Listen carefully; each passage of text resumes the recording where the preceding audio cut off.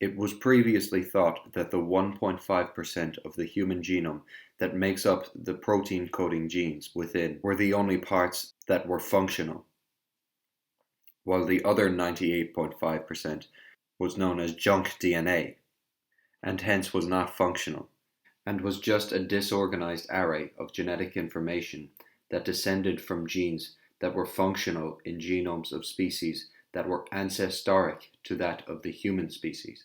Contradictory to this way of thinking is the RNA world hypothesis, which is making waves in the field of genetics. mRNA, as you know, is the intermediate transcript that allows for a gene to code for a protein. However, there are many types of RNA, other than mRNA, that are coded for by parts of the genome that make up the 98.5%, and their function is unknown mostly. RNA, while it is less stable than DNA and is not reliable for conserving genetic code for long periods of time, is thought to be versatile and hence its usefulness in acting as a transcript between DNA and protein synthesis.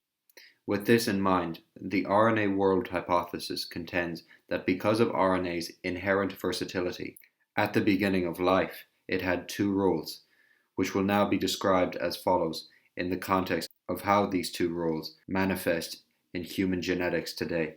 The first of the roles was as an effector molecule in interacting with genetic material and proteins. Firstly, let's discuss the role of siRNAs, short interfering RNAs. They are coded for by regulatory DNA sequences, and they specifically intercept complementary mRNA transcripts and recruit a protein called an argonaute, which degrades the mRNA to prevent the synthesis of the according protein. You can imagine how the idea that the 98.5% of the genome that was previously thought to be non-functional could constitute regulatory siRNA coding sequences would give rise to interaction pathways that are much more complex than previously thought. Long non-coding RNAs also merit discussion. They have been characterized according to various features, the purpose of which are not fully known.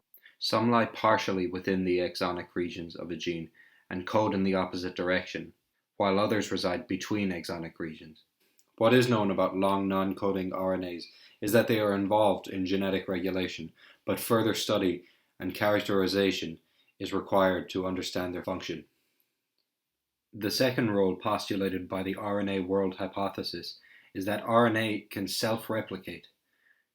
This feature manifests today in the form of transposons.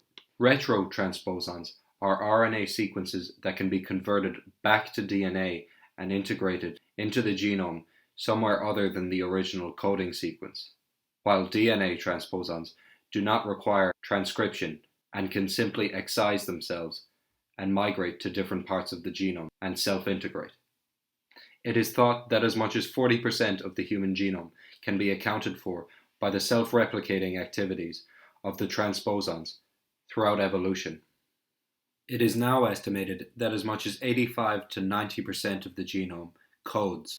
This is a huge jump from the previous 1.5%, when it was thought that functionality was solely confined to gene regions.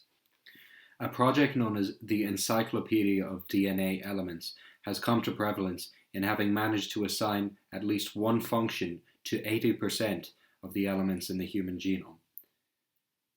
This was done through advanced sequencing techniques. And yet, questions still remain, as sense must be made of this vast array of coding sequences in mapping their interaction and regulatory pathways.